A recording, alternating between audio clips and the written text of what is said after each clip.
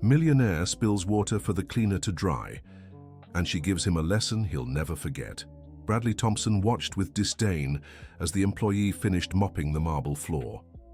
The businessman held a glass of water in his hand, calculating the perfect moment for his next amusement. Without warning, he tipped the glass and let all the water spill onto the freshly cleaned floor. The liquid spread quickly across the polished surface, forming a puddle that reflected the light from the chandelier. "Oops, how careless of me," he said with a malicious smile. "Looks like you'll have to clean it all over again." Dorothy Williams stopped with the bucket in her hand and looked at the mess. Her back ached after 4 straight hours of cleaning the floors of the most luxurious building in New York City. She took a deep breath, set the bucket down, and picked up the rag again. "Of course, sir. I'll take care of it right away." The other executives passing through the lobby chuckled softly at the scene. Some stopped to watch the spectacle, murmuring among themselves as if she weren't even there. Dorothy knew they were all watching, but she kept her head down and began drying the floor. "Did you see how she didn't even complain?"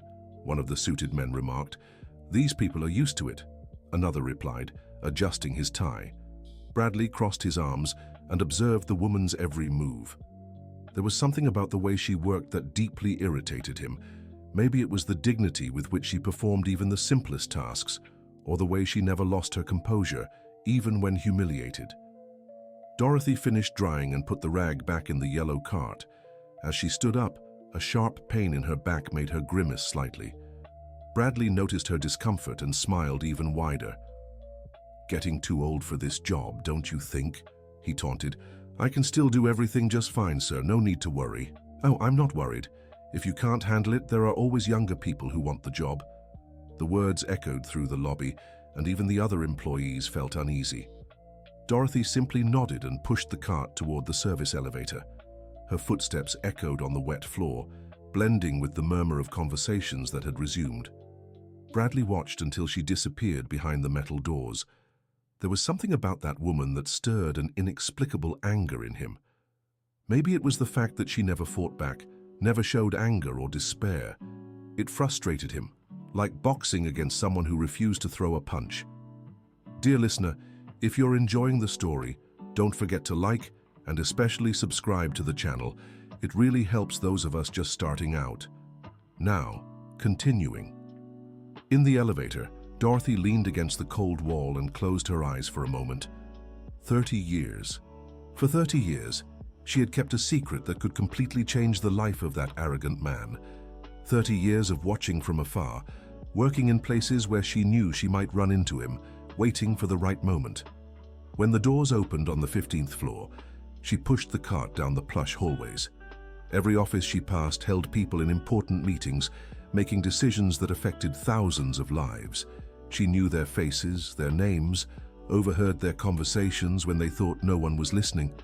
The first door on the right was Bradley's office. Dorothy knew he wouldn't be back for another 2 hours, plenty of time for a thorough cleaning. She knocked lightly, and when there was no answer, she used her master key to enter. The room was immaculate. A solid mahogany desk, imported leather chairs, a panoramic view of the city through floor-to-ceiling windows. On the walls, gold-framed diplomas and photos of him with important figures. Everything screamed success and power. Dorothy began cleaning methodically. First, she dusted the furniture, then vacuumed the plush carpet, organized the papers on the desk, and cleaned the windows. As she worked, her eyes caught details others missed. On the desk, a financial report lay open. Even without formal education, Dorothy had learned over the years to decipher numbers and spreadsheets. What she saw made her stop cleaning. Thompson & Associates was in serious financial trouble. The numbers didn't add up. Excessive spending on luxuries, poorly calculated investments, mounting debts. The business that seemed prosperous on the outside was crumbling within. Bradley was squandering the fortune built by generations of his family. Dorothy stored the information in her memory and kept cleaning. When she neared the bookshelf, she noticed a small photo almost hidden behind a trophy. It was an old, faded picture of a young woman holding a baby in her lap. Her heart raced. It was her, 30 years younger, with dark hair and a wrinkle-free face, cradling a newborn Bradley. How had that photo ended up there? Bradley shouldn't even know it existed. With trembling hands, She picked up the frame and examined the image. On the back, a date, March 15th, 1993, and a penciled note, Dorothy and Bradley, early days. The memories came like an avalanche. The Thompson mansion in the Upper East Side, where she'd worked as a nanny. The elegant, cold Mrs. Margaret Thompson, who had adopted a baby discreetly. The secret only she and a few others knew about Bradley's true origins. Dorothy returned the photo to its place and finished cleaning in silence. Her mind buzzed with possibilities. If Bradley had that photo, did it mean he knew something about the past? Or was it just a keepsake he didn't understand? When she left the office, she ran into Jennifer, Bradley's personal assistant. The young woman in her 20s had always been kind to Dorothy, unlike her boss. "Hi, Mrs. Williams, how are you today?" "Fine, dear, and you seem worried." Jennifer glanced around and lowered her voice. "Things aren't good here. Mr. Thompson's been really tense, yelling at everyone. Yesterday he fired 3 people for no reason." "Oh, that's too bad. I hope things get better soon." "Me too. I have 2 kids to support, and I can't lose this job." Dorothy nodded sympathetically and went back to work. For the rest of the afternoon, she watched how Bradley treated the employees. He'd grown even more arrogant and cruel. He screamed at secretaries for minor mistakes, humiliated assistants in meetings, and treated everyone as disposable. At the end of the day, when most had left, Dorothy was cleaning the reception area when she heard raised voices from Bradley's office. She moved closer discreetly and caught the conversation through the slightly open door. "I don't care if it's hard," Bradley shouted. "I want those layoffs processed by tomorrow." "But sir, that's 20 people. Whole families depend on those jobs," replied a voice Dorothy recognized as the HR manager's. "And I depend on this company not going bankrupt. Would you rather fire 20 now or shut everything down and let 200 go?" The silence that followed was deafening. Dorothy's chest tightened. She knew some of the people on that list, parents who'd dedicated years to the company. "One more thing," Bradley continued. "I want to cut the cleaning and security staff's pay in half. Those people earn too much for what they do." Dorothy closed her eyes. Her already meager salary would shrink even more. How would she pay rent for the tiny apartment she shared with her granddaughter? How would she afford her blood pressure and diabetes medication? But it wasn't just about her that she worried. She knew every one of the cleaning staff. Mrs. Jenkins, who had worked there for 15 years to pay for her sick husband's treatment. Mr. Peterson, a widower supporting 3 orphaned grandchildren, all simple people who depended on that job to survive. That night, in her small but cozy apartment in Queens, Dorothy sat at the kitchen table with a cup of tea and a yellowed envelope she had kept for 3 decades. Her wrinkled hands trembled as she held the paper that could change everything. Inside the envelope was a birth certificate. Not the official one Bradley knew, but the real one. The one that showed Bradley Thompson wasn't the son of Margaret Thompson, but of Shirley Williams Taylor, a 17-year-old girl who had worked as a maid in the family's home. Dorothy remembered every detail of those chaotic days in March 1993. Shirley was pregnant and desperate. Her employer, Margaret, couldn't have children and had tried many times without success. When she discovered her employee's pregnancy, she made an offer that would change all their lives. She'd pay a considerable sum for Shirley to give up the baby and disappear forever. She'd falsify documents to make it seem the boy was her biological son. Shirley, young and with no options, accepted the deal, thinking it would be better for the child to grow up in a wealthy family. Dorothy had been hired as a nanny specifically to care for Bradley and keep the secret. During the boy's first years, she was practically his only source of love and affection. Margaret was cold and distant, more concerned with keeping up social appearances than being a mother. Dear listener, if you're enjoying the story, don't forget to like and especially subscribe to the channel. It really helps us who are just starting out. Now, continuing. When Bradley turned 5, Margaret decided she no longer needed a nanny and fired Dorothy. The goodbye was heartbreaking. The boy cried and clung to her, begging her not to leave. It was the first time Dorothy saw tears in Margaret's cold eyes. "He'll forget you soon enough," the employer said firmly. "Children always forget." But Dorothy knew she wouldn't forget. She made a silent promise that one day she'd return to tell the truth. She kept all the documents, all the evidence, and spent the following years working in places where she might eventually cross paths with Bradley. She watched from afar as he grew up, saw him through his rebellious teenage years when he went to college in the US, when he returned to take over the company. With each phase, she noticed how he became colder, more arrogant, more like his adoptive mother. Margaret had molded Bradley in her own image. She taught him that money was power, that the poor were disposable, that kindness was weakness. The sweet, affectionate boy she'd raised in those early years had completely disappeared. Now, seeing how he treated the staff, Dorothy knew it was time to act. Not just for her or the other workers, but for Bradley himself.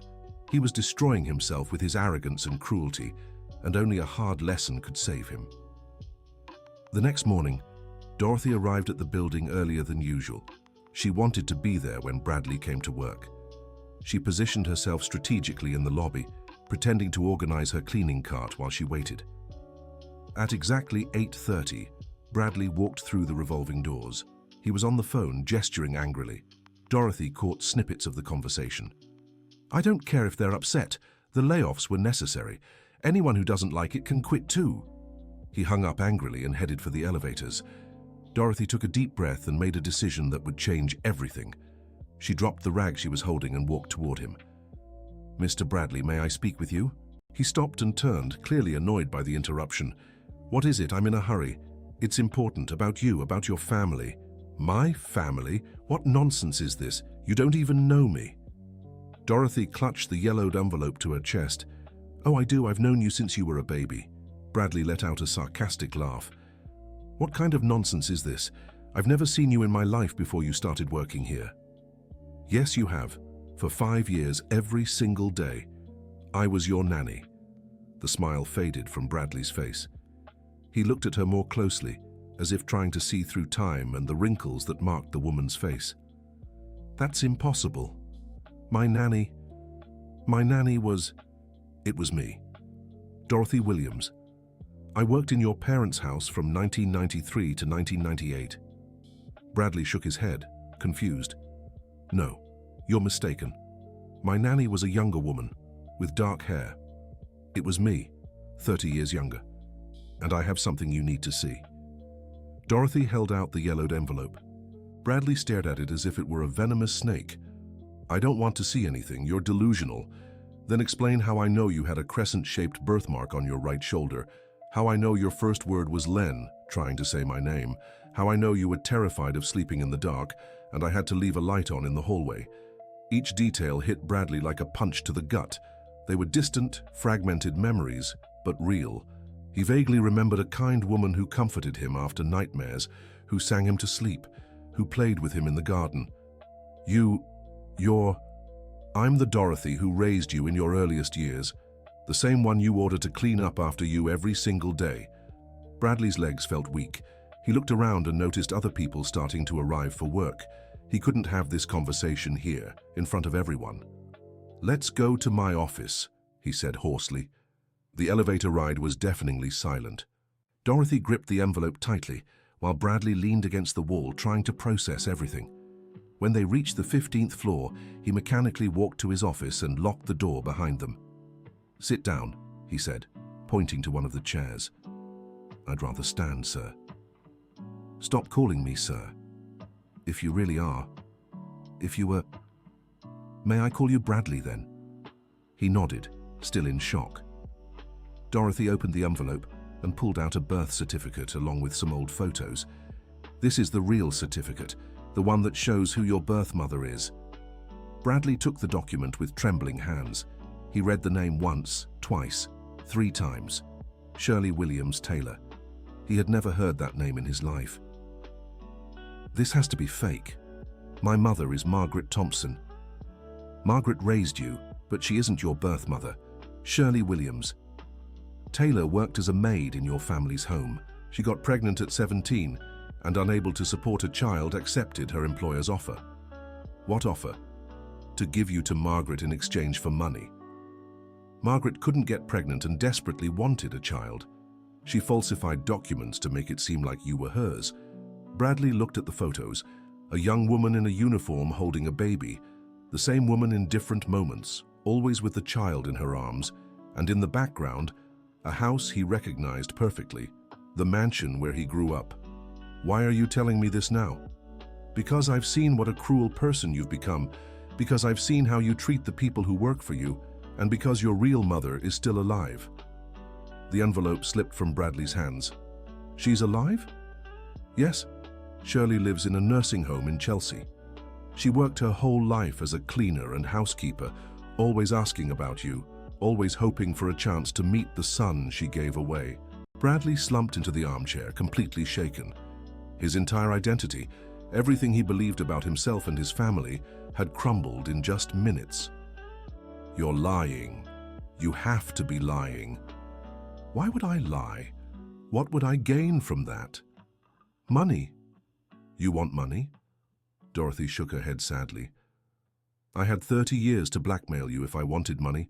I never did. I just worked honestly and watched from afar, waiting for the right time to tell the truth. Then why now? Why today?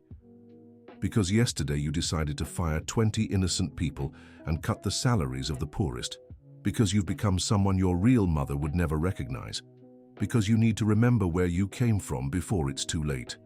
Bradley stayed silent for a long time. His hands trembled as he held the photos, trying to connect those images with his childhood memories. If all this is true, why did Margaret do it? Why did she pretend I was her son? Because she desperately wanted to be a mother, and because back then it was easier to raise a rich child than a poor one. You had the best schools, the best doctors, every opportunity Shirley could never have given you. And where was Shirley while I was growing up? Working, cleaning houses, washing clothes, scrubbing floors, trying to survive with a broken heart, but always hoping one day she could know you as her son.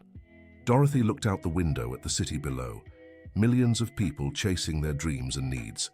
Sometimes she'd walk by your house just to see you playing in the yard. She never approached because she'd promised Margaret she'd stay away, but she never stopped loving you. How do you know all this? Because Shirley is my younger sister. The revelation struck like lightning. Bradley shot up from the armchair.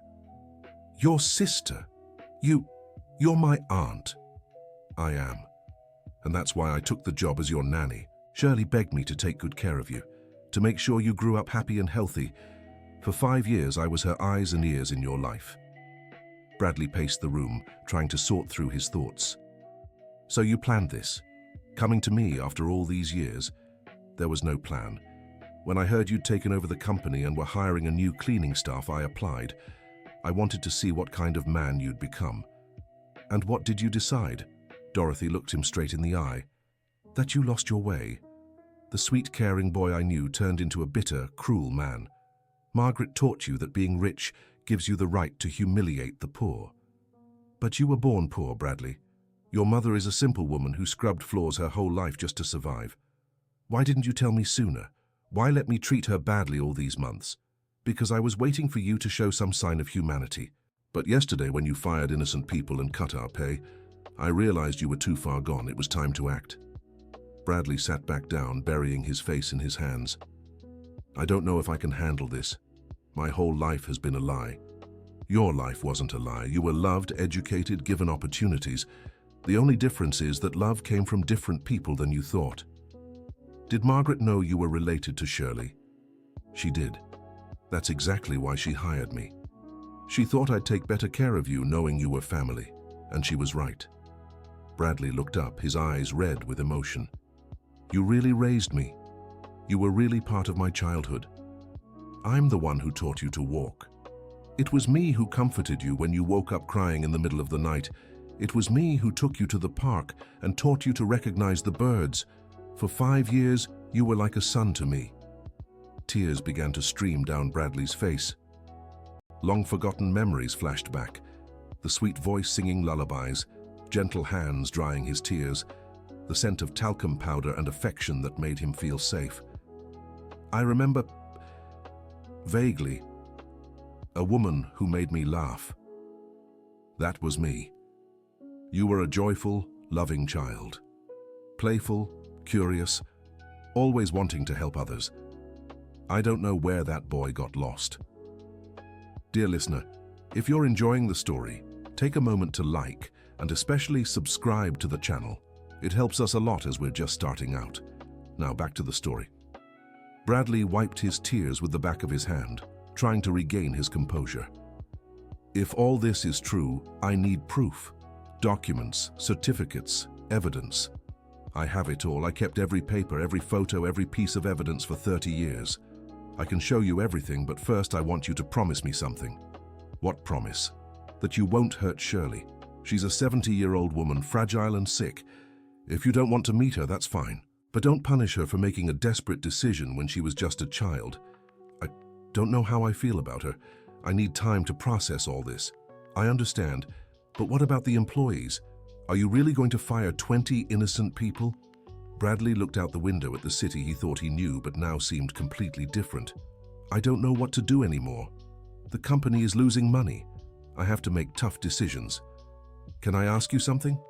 When was the last time you stepped into a modest home? When was the last time you talked to someone earning minimum wage?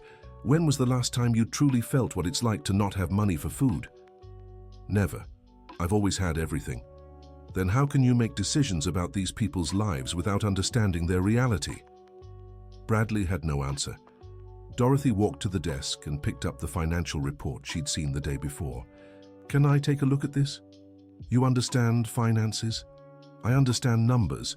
I worked 30 years watching, listening, learning. You might be surprised what a cleaner can absorb. Bradley handed her the report, curious to hear her thoughts. Dorothy examined the numbers carefully, running her finger down the columns. You're spending a fortune on unnecessary things. Expensive business lunches, first-class travel, luxury cars, offices renovated 3 times in 2 years. Meanwhile, important equipment has been broken for months. How do you know that? Because I clean every floor. I see the idle machines, the slow computers, employees improvising solutions because they lack resources. You spend on one trip what it would cost to fix all the equipment. Bradley looked at the report with fresh eyes. She was right. He was splurging on luxuries while neglecting essentials. But even if I cut these expenses, I'd still have to lay people off. Would you have to or would it just be easier? What do you mean? I mean, maybe the problem isn't having too many employees, but having managers who don't know how to optimize work. Have you ever seen how things run downstairs? No.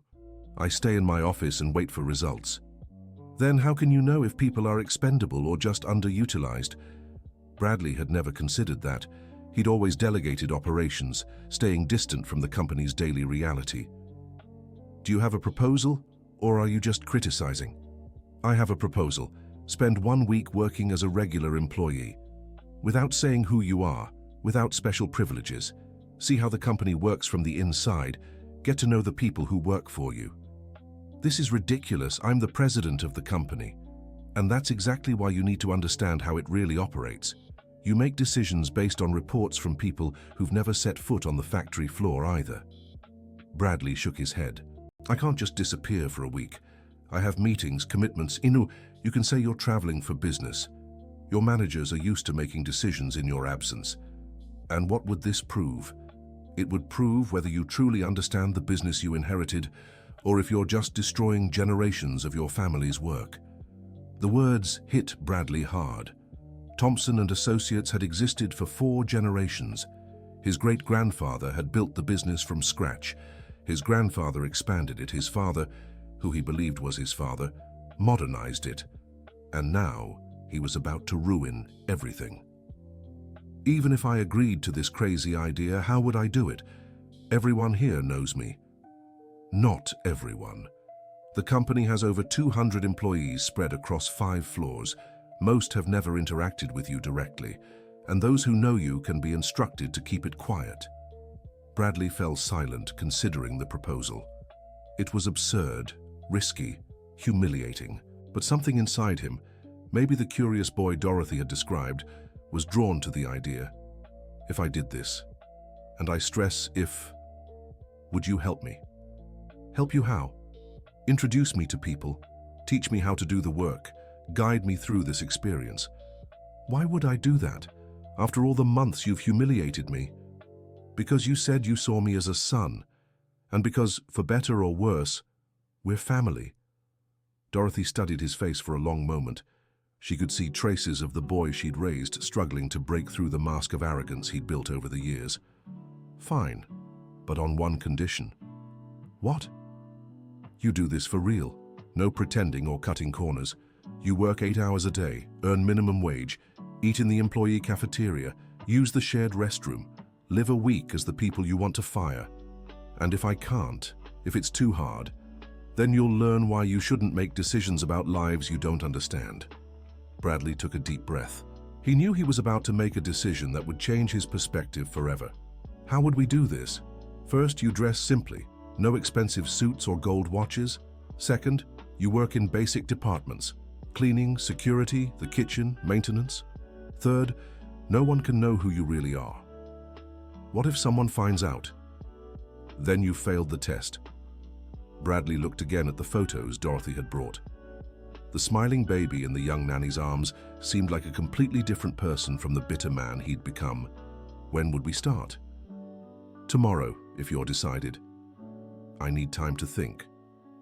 You have until the end of the day, because tomorrow morning, you either announce the layoffs or accept the challenge. You can't delay this forever. Dorothy tucked the photos and documents back into the envelope, but left the birth certificate on the table. Keep this. It's your story. You have a right to know it. Dorothy. Aunt Dorothy, can I ask you something? Of course. So do you hate me? For becoming someone who treats you so badly? Dorothy stepped closer, and for the first time in decades touched his face with a gentle hand. I don't hate you, my boy. I'm sad for what you've become, but I don't hate you. An aunt's heart never stops loving even when it hurts. I'm sorry for everything I've done, for how I've treated you. You can apologize by working to become a better person. Words are easy. Actions matter. After Dorothy left, Bradley stayed alone in his office for hours. He cancelled all his meetings and told his secretary he didn't want to be disturbed. He studied every photo, read every document, trying to piece together the puzzle of his life. As the sun began to set, he made his decision. The next morning, Bradley arrived at the building wearing faded jeans, a plain cotton shirt, and worn-out sneakers. He had left his hair unkempt and removed his expensive watch. Few employees paid attention to the ordinary man entering through the service gate. Dorothy was waiting for him in the janitorial staff locker room. Ready to start? As ready as anyone can be to turn their life upside down. She handed him a yellow uniform identical to hers. Your name will be Mike Baker. You're new and still learning. I'm your supervisor. Bradley put on the uniform for the first time in his life. The fabric was rough, the fit uncomfortable. When he looked in the mirror, he barely recognized himself. I feel ridiculous. That's how everyone feels on their first day at a new job. The difference is, for them, this uniform means dignity and a livelihood. For you, it's just a disguise. The first day was eye-opening. Bradley, now Mike, was introduced to the other cleaning staff. He learned that Mrs. Jenkins had been there for 15 years and knew every corner of the building. Mr. Peterson had raised 3 grandchildren working as a custodian. Tiffany, the youngest on the team, studied nursing at night and used her salary to pay for college. Mike, you'll take these 4 floors, Dorothy instructed.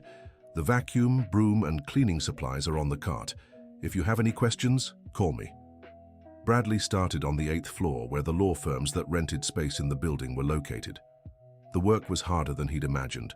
The vacuum was heavy, the repetitive motion strained his back, and the chemicals irritated his unaccustomed eyes. In the first restroom he cleaned, he encountered filth that nearly made him vomit. How could anyone be so disrespectful? How could people leave restrooms in such a state, knowing another human being would have to clean them? First time cleaning a bathroom? Tiffany asked as she passed by. Yeah, it's disgusting. You get used to it. The worst part isn't the dirt, it's how some people treat you, like you're invisible. And she was right. All day, Bradley noticed how the executives completely ignored him. They walked past him as if he were furniture. Some threw trash on the floor, even after seeing he'd just cleaned. Others didn't even say, "Excuse me," when they needed him to move. At lunchtime, he went to the employee cafeteria, a place he hadn't even known existed in his own building. The food was simple but tasty, and for the first time in years, he had a meal without discussing business. "So, Mike, how's your first day going?" Mr. Peterson asked. "Tiring. I didn't realize it would be this hard." "You get used to it.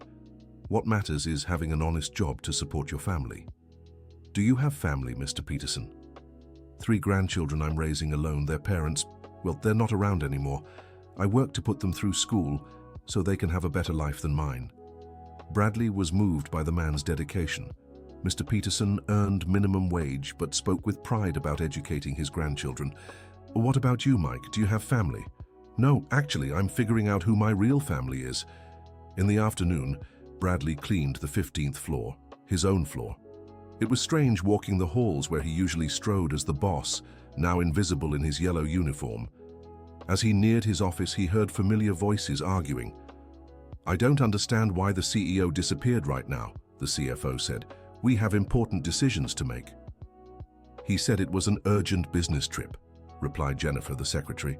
"He should be back next week. I hope he returns with solutions, because if we keep going like this, we'll have to lay off even more people." Bradley almost intervened, but remembered his agreement with Dorothy. He kept cleaning, pretending not to hear.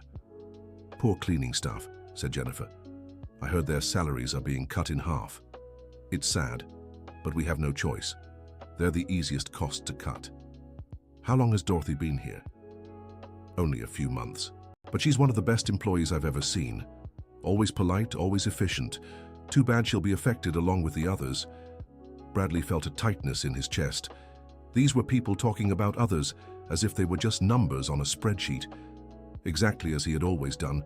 By the end of the first day, he was exhausted. Every muscle in his body ached.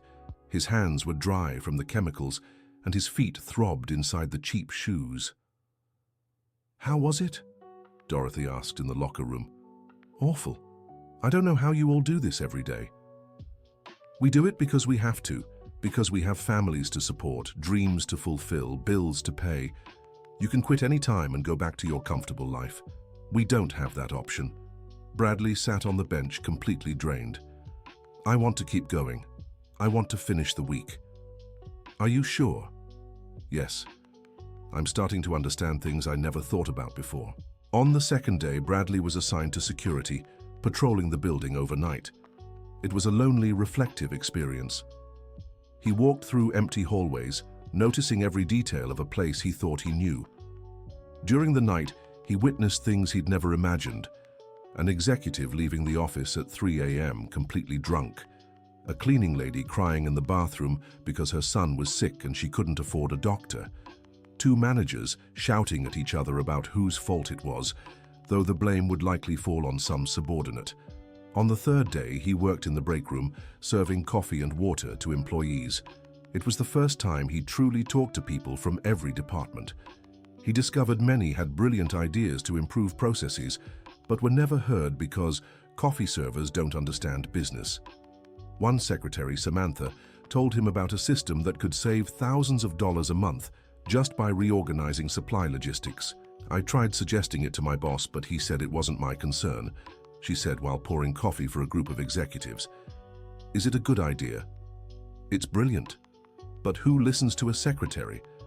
Bradley mentally stored all this information. He was starting to see that the company was full of ignored solutions simply because they came from unimportant people. On the 4th day, he worked in maintenance, fixing broken equipment and making small repairs. He realized many issues could be avoided with preventive maintenance, but there was no budget for it. "We only fix things when they break," explained Carl, the maintenance supervisor. "It'd be much cheaper to prevent problems, but no one wants to invest in prevention." "Why not?" "Because prevention doesn't show up in immediate results reports. Repairs show up as necessary expenses. Management only sees the current quarter." Once again, Bradley saw how his narrow vision was costing the company dearly. On the 5th day, he worked directly with Dorothy, cleaning the upper floors. It was the first time in days they could talk privately. "What have you learned?" she asked as they cleaned a conference room. "That I'm a fool. That this company is full of smart, hard-working people I've always ignored. That many financial problems could be solved simply by listening to those who truly understand the work. And what do you plan to do with these discoveries? Change everything. Cancel the layoffs, implement the suggestions I heard, value the people who truly make a difference. What about the salary cuts? I'll cut my own salary and those of the other executives. Those who earn more should sacrifice more. Dorothy smiled for the first time in days. Now you're starting to sound like the boy I raised. Dorothy, Aunt, can I ask you a personal question? Of course. Shirley, my birth mother, how is she? What's her life like? Dorothy stopped cleaning and sat in one of the chairs. She's physically well considering her age, lives in a simple but dignified nursing home, has some friends there, participates in activities. But she's never forgiven herself for giving you up. She's carried that guilt for 30 years. She always wonders if she made the right choice, if you're happy, if you ever needed her. And what do you tell her? That she did what she thought was best for you at the time, that she shouldn't blame herself for a difficult decision made when she was still a child. Bradley fell silent, absorbing the information. Would she want to meet me? It's the dream of her life, but she's also afraid. Afraid you'll hate her, afraid of disrupting your life, afraid of not being accepted. What if I wanted to meet her? It would be the most precious gift you could give her. Would you take me to meet her? I would, but only when you're truly ready to accept the truth about your origins. I think I'm getting ready. On Friday, the last day of the experiment, Bradley worked as a doorman on the ground floor. It was where he had the most direct contact with the public and where he witnessed the worst humiliations. He saw how some visitors mistreated uniformed employees.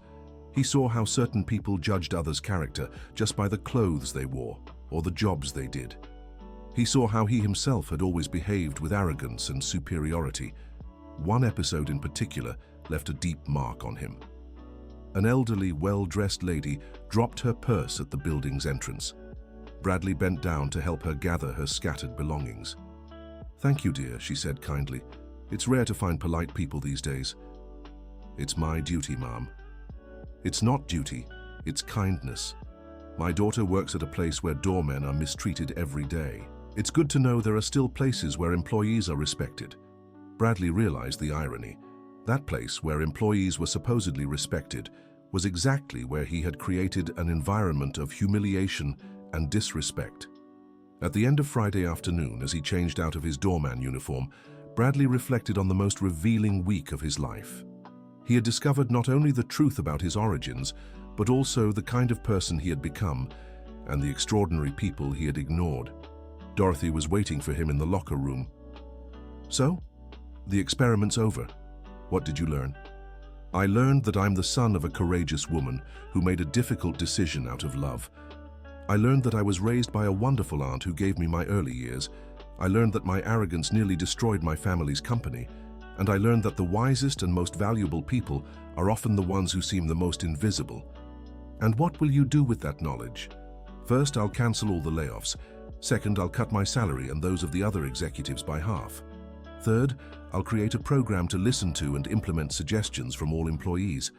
Fourth, I'll invest in better working conditions and preventive maintenance. And fifth, I want to meet my mother. I want to apologize for taking so long to look for her." Dorothy couldn't hold back her tears. "She'll be so happy. And you? Will you forgive me for all those months of humiliation?" "I forgave you from the very first day, my boy. I knew the Bradley I raised was still in there, just lost. He only needed help to find himself." That Saturday, Bradley and Dorothy drove together to the nursing home in Chelsea. It was a simple but clean and well-kept place with tidy gardens and seemingly happy residents. Shirley Williams-Taylor was sitting on the porch, watching the birds in the garden. At 70, her hair was completely white and her face bore deep wrinkles, but she still held herself upright, her eyes full of life. When she saw Dorothy approaching with an unfamiliar man, she stood up curiously. "Dorothy, I wasn't expecting you today. Who's this young man?" Dorothy gently held her sister's hand. "Shirley, this is Bradley, your son." The world stopped for Shirley. She stared at the man before her, searching for familiar features, trying to connect that face with the baby she had given up 30 years earlier. "Bradley?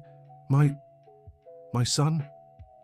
"Hi, Mom," he said, his voice thick with emotion. Shirley pressed her hands to her chest, as if trying to steady her racing heart. Tears streamed down her face as she studied every detail of the son she never expected to see again. You're so handsome, so grown." Bradley stepped closer, equally moved. I'm so sorry it took me this long to find you." No, you have nothing to apologize for. I'm the one who gave you away. I'm the one who didn't fight to keep you.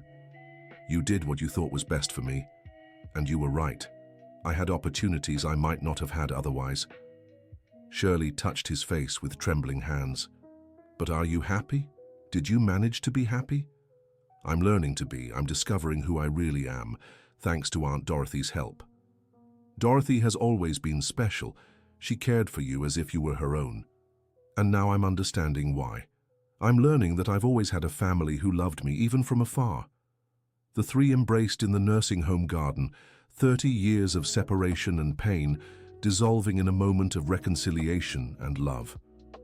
Over the following weeks, Bradley implemented all the changes he had planned. He cancelled the layoffs, created suggestion committees with employees from all levels, invested in structural improvements, and raised wages for the lowest paid workers. The suggestions he had gathered during his week as a regular employee resulted in nearly 40% savings in operational costs. The company not only recovered from the crisis, but began to thrive sustainably.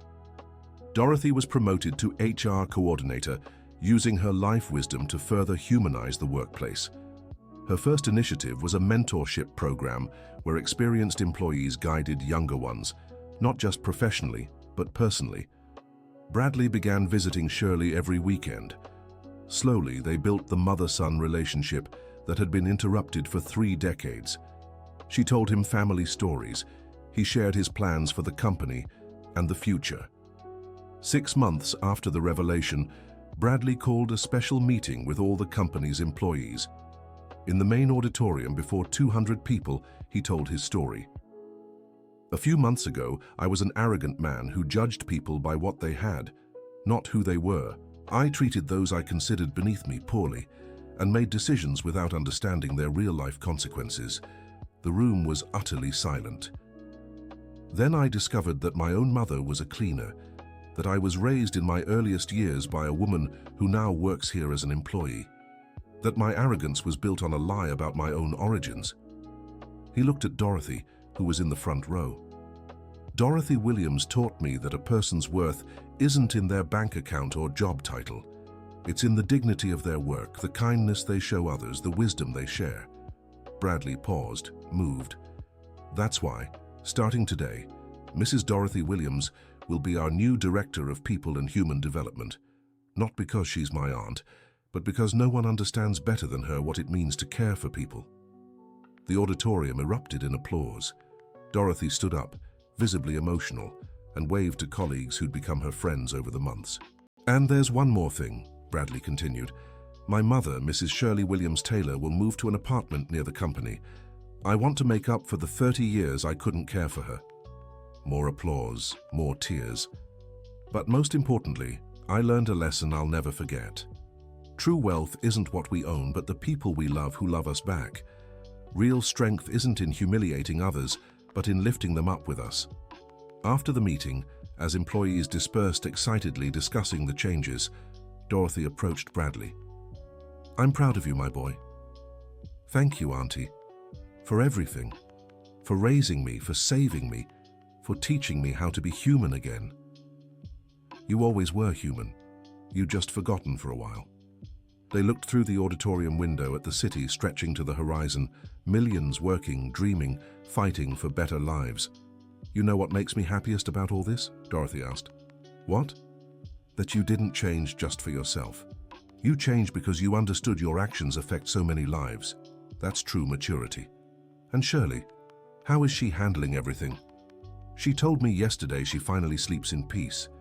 Said she spent 30 years wondering if she'd created a monster, by giving you to a wealthy family. Now she knows she raised a good man who just lost his way for a while. Bradley smiled, feeling truly whole for the first time in his life.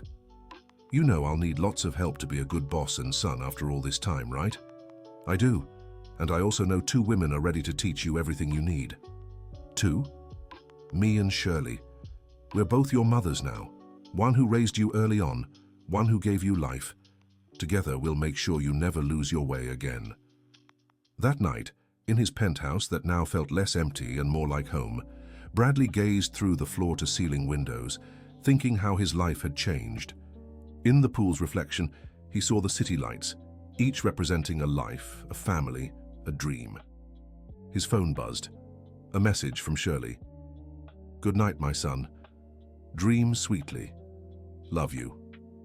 For the first time in decades, Bradley slept truly at peace, knowing he was loved, that he had a real family and that he'd found his purpose, using his privilege to lift others, not humiliate them. Thompson and Associates became a benchmark for compassionate leadership. Employees from other firms requested transfers there.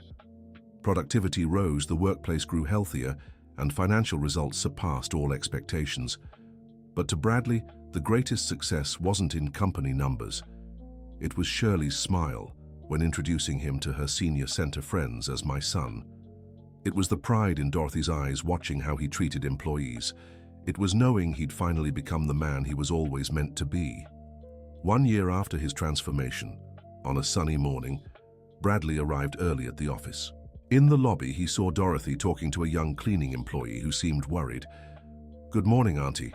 Any problems? Good morning, dear. Ashley here was telling me her son needs surgery, but the company's health plan doesn't cover it. Bradley turned directly to the young woman. Ashley, right? How long have you worked with us? 2 years, sir. I've always been punctual, never missed a day. You're not being questioned. I want to know about your son. What kind of surgery does he need? It's a heart operation. The doctor said it's urgent, but it's very expensive. Bradley didn't hesitate. On Monday, bring me all the estimates and test results. The company will cover the surgery in full. Sir, but I'm just a cleaner. You're an employee of this company and the mother of a child who needs help. That's more than enough. Ashley began to cry with relief and gratitude. Dorothy watched the scene with a proud smile. Thank you so much, Mr. Thompson. Thank you so very much. No need to thank me, we're here to help each other. As Ashley walked away, Dorothy approached her nephew. Every day you make me prouder. I'm just doing what you and Shirley taught me, taking care of family. And everyone here is our family now.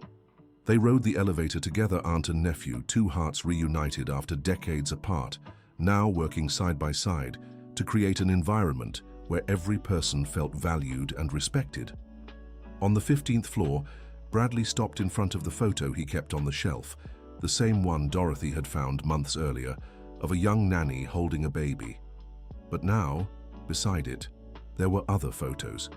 Him with Shirley in the garden of their home, a family lunch with Dorothy, the company's year-end party where all the employees were smiling.